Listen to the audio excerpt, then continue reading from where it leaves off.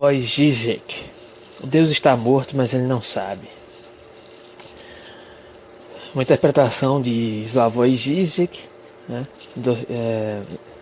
acerca sobre Dostoiévski através de uma ótica lacaniana bem particular do Zizek, né? Eu sei que o outro vídeo que eu fiz sobre Slavoj Zizek, dando sua interpretação de como ler Lacan, algumas pessoas comentaram que essa era a visão de Zizek de Lacan, né? E que seria necessário ler diretamente Lacan, estudar diretamente Lacan. De certa forma eu concordo, mas o Zizek ele também tem uma leitura muito boa de Lacan, apesar de ele fazer as suas interpretações que podem gerar polêmicas e podem ser até duvidosas em certos aspectos. Mas é um estudioso de Lacan, em certo sentido. Você pode discordar das interpretações que ele faz, né? O que é normal. Pois bem, esse artigo eu fiz um resumo e eu vou colocar na descrição, e aqui eu vou ler uns trechos dele para poder sair comentando, né? Esse artigo ele começa assim, com a citação que é do próprio livro dos Slavoj Zizek, que é assim, a citação do Lacan: pois a verdadeira fórmula do ateísmo não é que Deus está morto, mesmo fundando a origem da função do pai em seu assassínio. Freud protege o pai. A verdadeira fórmula do ateísmo é que Deus é inconsciente. Seminário 11, Lacan, 1964, 1988, página 60. Essa afirmação lacaniana, quando combinada com a perspectiva de uma afirmação atribuída a Dostoiévski, que pressupõe que se Deus não existisse tudo fosse permitido, essa citação, né, que é atribuída lá a Irmãos Karamazov, né,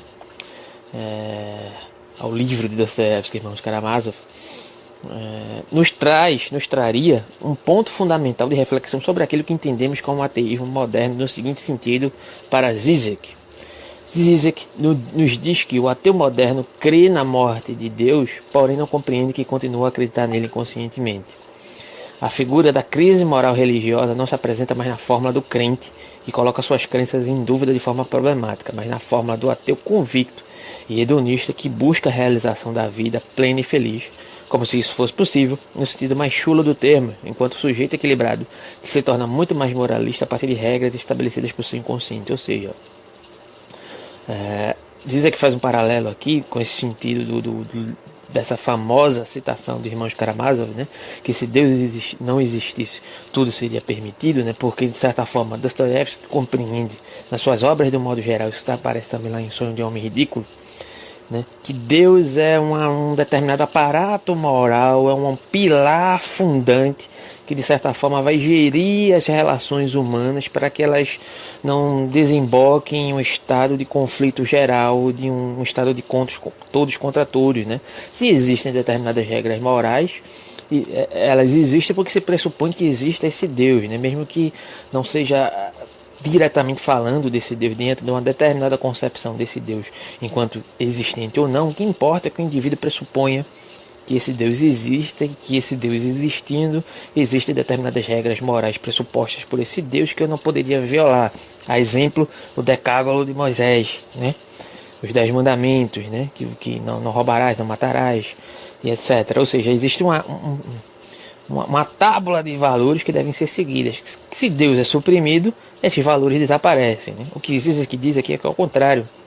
O contrário disso, na verdade, já existem determinados valores pré-estabelecidos, inclusive valores muito duvidosos que são pré-estabelecidos na nossa sociedade a partir de determinadas tábulas morais que são delegadas, por exemplo, a esse suposto, essa realização hedonista, né, de um determinado regramento do indivíduo que tem que ser regrado para ter uma vida realizada, né? Um indivíduo que tem que praticar esportes em um determinado sentido, tem que ter uma determinada rotina, uma determinada carga de atribuições, né? Que servem muito mais como regras morais para aquele ambiente da sociedade do que esse Deus que vai instituir determinadas regras. Então Zizek diz que é o contrário. Se Deus está morto nesse sentido, diante dessa regra ateísta, hedonista, no sentido mais chulo mesmo, não no sentido hedonista no sentido mais aprofundado, né? Tudo me seria proibido, né? Ou seja, seria justamente o contrário, porque Deus existe, que eu poderia subverter essas regras que são estabelecidas nessa sociedade moderna atual, né? Então, se faria sentido isso? Isso não é um pouco uma inversão simples e errônea e absurda? Zizek nos diz o seguinte: quanto mais convicto de seu ateísmo o sujeito é, mais aprisionado por proibições inconscientes o é. É a inversão desta concepção que também deve ser levada em consideração. Se Deus existe, tudo me é permitido, é o que nos revela a aura de alguns fundamentalistas religiosos que, diante de atitudes condenáveis, já estão absolvidos por antecipação pela redenção divina, ou seja, comercialização da fé, né?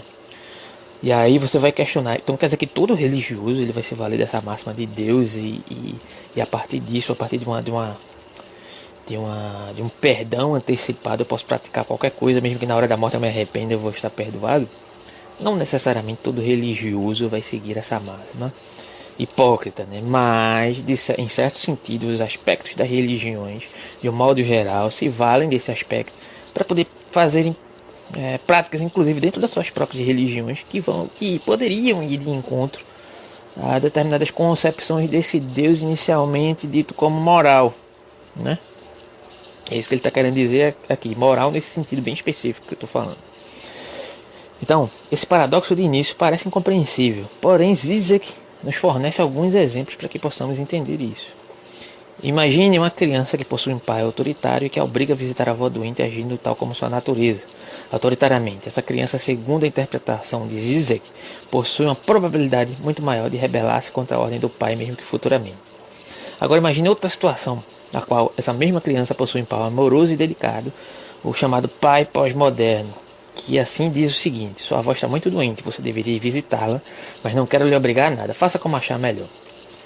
Nesse sentido, Zizek diz que o sentido de obrigatoriedade no segundo termo é muito maior do que o primeiro termo, ou seja, é o âmbito da liberdade interna da criança que está em jogo aqui. Se no primeiro caso, o autoritarismo declarado, ele se apresenta enquanto inimigo declarado, automaticamente ele se apresenta como algo que é mais fácil de subverter. Se no segundo caso, a apresentação de um suposto autoritarismo ele é colocado de maneira velada, né?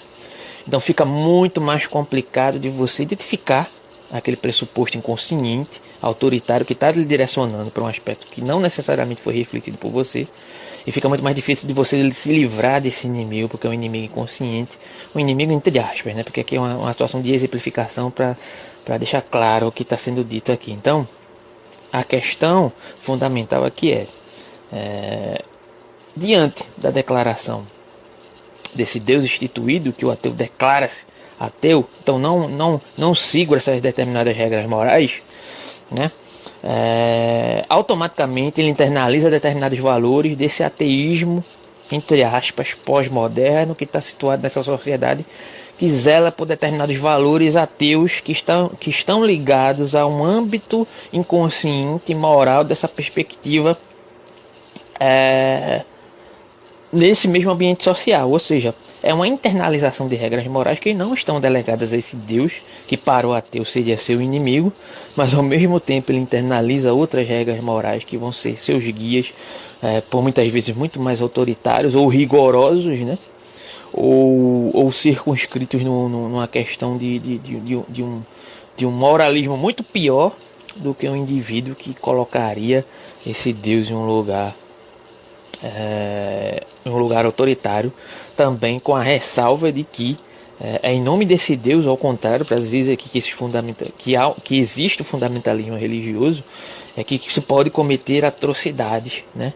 Porque está resguardado a questão do perdão, né? Ou seja, uma subversão desses determinados valores. Então, para ele, essa interpretação da máxima dos irmãos Karamazov, se Deus não existisse, tudo seria permitido, na verdade ela foi subvertida, né? É porque Deus existe que tudo é permitido, né? E é porque Deus não existe, nesse sentido, se eu pressupor que Deus não existe, que tudo me é proibido, já que eu internalizo outras determinadas regras morais, e é em nome desse Deus inversamente, fazendo a relação inversamente proporcional, e é em nome desse Deus que os fundamentalistas religiosos fazem o que querem, em nome inclusive da subversão da própria igreja e da própria religião. Então essa vai ser a parte 1 desse vídeo. A parte 2 eu faço amanhã. Provavelmente vai ser o último vídeo. E se gostou, tá curioso para saber a continuidade disso aqui, dá o like, comenta, compartilha. E obrigado.